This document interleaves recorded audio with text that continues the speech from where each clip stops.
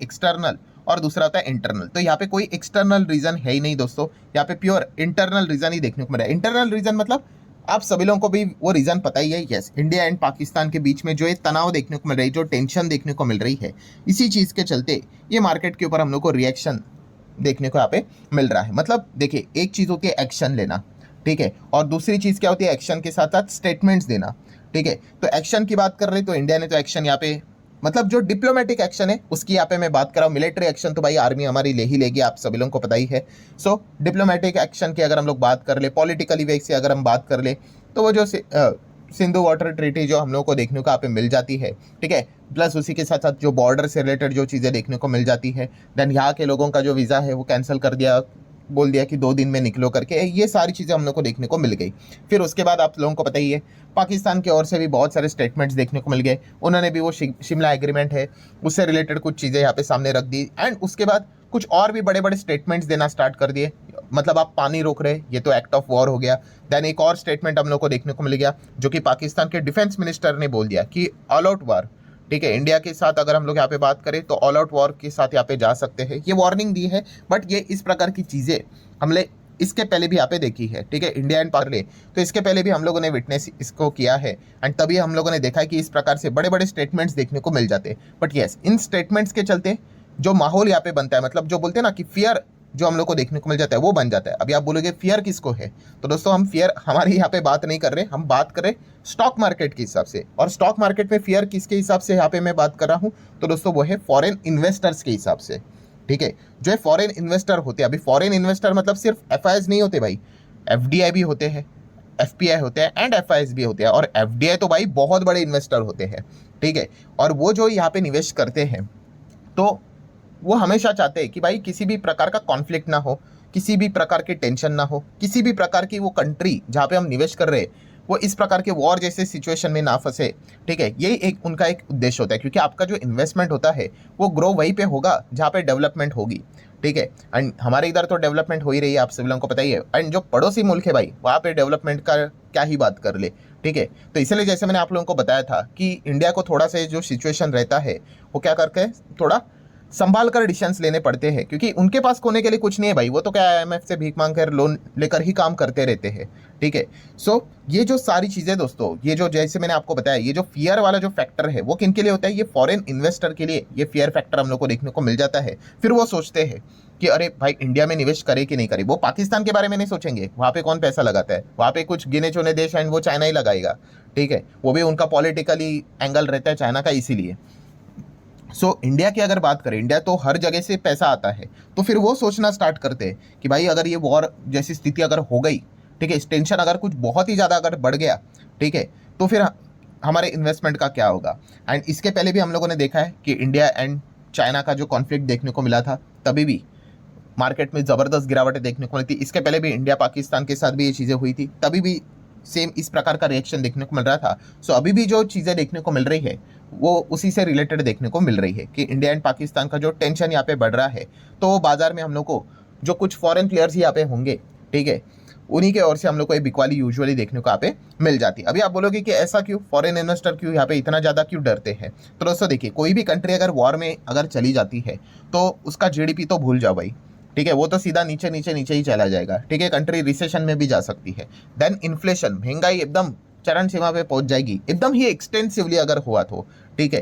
Then अगर हम लोग यहाँ पे बात कर ले दोस्तों, तो अनसर्टिनिटी, एकदम हायर लेवल की अनसर्टिनिटी होती है कि एग्जैक्टली क्या होगा, किधर अटैक होगा, नहीं होगा, ठीक है। बहुत सारे क्वेश्चन मार्क्स हम लोग को देखने को यहाँ पे मिल जाते हैं, ठीक है। और ये सारे सिनेरियो अगर आप देखोगे तो ये इन्वेस्टमेंट के हिसाब से बिल्कुल भी अच्छे यहाँ पे होते हैं नहीं।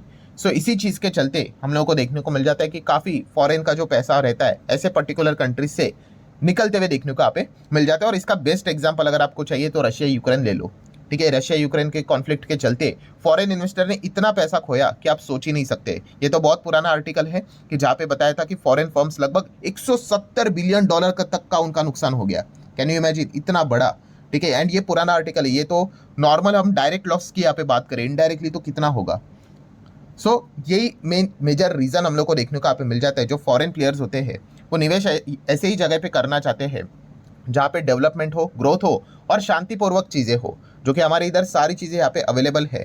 बट अल्टीमेटली हम यहाँ पे कह सकते हैं पाकिस्तान का तो एजेंडा ही वही रहता है, पाकिस्तान भी एंड चाइना का भी, कि इंडिया में डिस्टर्बेंस क्रिएट करवाते रहे ताकि ये जो इन्वेस्टर्स है, फॉरेन प्लेयर्स है, ठीक है, ये बार बार विचार करे कि यहाँ पे पैसा लगाए या ना लगाए करके।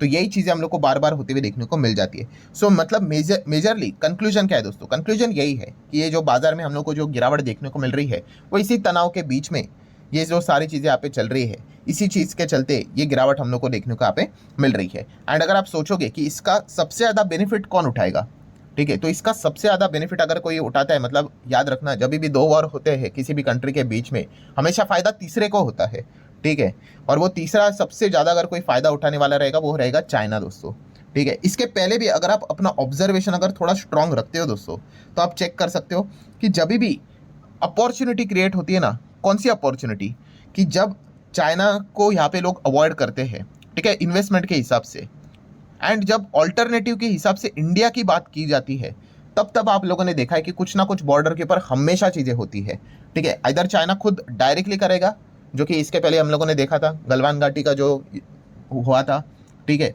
जो क्लैशेस देखने को मिल रहे थे, तभी भी वही सिचुएशन था कि इंडिया में कितना बड़े इन्वेस्टर आ रहे थे, पैसा लगाने की बातें यहाँ पे कर रहे थे, ठीक है। और जैसे ही चाइना ने वो चीज़ें क्रिएट करवा दी, मतलब वो दिखाते हैं कि भाई यहाँ पे कभी भी कुछ भी हो सकता है, ठीक है, एंड अगर वॉर भी स्टार्ट हो गई तो आपका पैसा डूब सकता है, तो वो इनडायरेक्टली वो बताने की कोशिश करते हैं कि भाई पैसा मत लगाओ।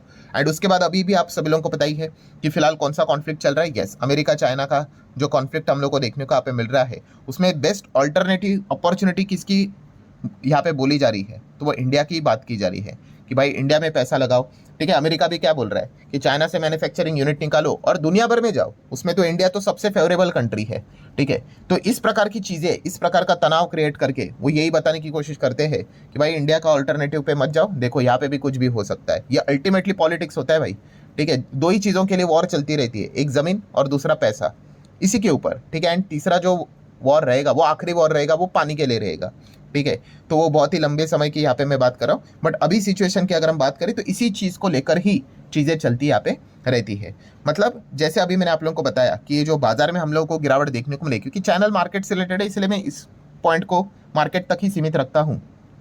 तो ये गिरावट क्यों देखने को यहाँ पे मिल जाती है कि यस, इंडिया एंड पाकिस्तान के बीच में जो कॉन्फ्लिक्ट देखने को मिल रहा है, ठीक है, अब ये एग्जैक्टली कहाँ पे जाके रुकेगा किसी को भी नहीं पता है। इसके पहले भी हम लोगों ने देखा था रिसेंटली, अगर पिछले 5-10 साल की बात करें, 2 से 3 बार हम लोगों ने देखा था, बहुत एक्सटेंसिवली चीज़ें हुई थी, तभी भी सेम इसी प्रकार की सिचुएशंस देखने को यहाँ पे मिले थे, ठीक है। तभी भी लगा था कि क्या वॉर बेर जैसी सिचुएशन ना हो जाए, बट चीज़ें कहीं तो जाके रुक गई थी। तो इस वक्त भी सेम वैसे ही है, क्वेश्चन मार्क, कि ये चीज़ें कहाँ पे जाके रुकेगी, ये देखने वाली बात यहाँ पे होने वाली है। सो आशा करता हूँ आपको मेजर टॉपिक समझ में आएगा। एंड व्हाट नेक्स्ट, सबसे इंपॉर्टेंट चीज़ क्या है दोस्तों, कि आज के दिन बिकवाली जो ज़रूर देखने को मिली है, तो थोड़ा सा एफआईएस का डेटा थोड़ा सा हम फोकस में यहाँ पे ज़रूर रखेंगे, ठीक है। अभी इंपॉर्टेंट तो एफडीआईज होते हैं, foreign direct investor, but still short term के हिसाब से अगर हम बात करें तो एफआईएस का डेटा को थोड़ा बहुत अगर हम फोकस में यहाँ पे रखेंगे तो ठीक रहेगा, एक अंदाज़ा लेने के लिए कि एग्जैक्टली क्या चल रहा है करके। तो आज के बिकवाली में क्या कोई एफआईएस ने यहाँ पे माल बेचा है, ये एक देखना है, थोड़ा सा इंटरेस्टिंग पार्ट यहाँ पे जरूर रहेगा, या फिर स्टिल एफआईएस कॉन्फिडेंट है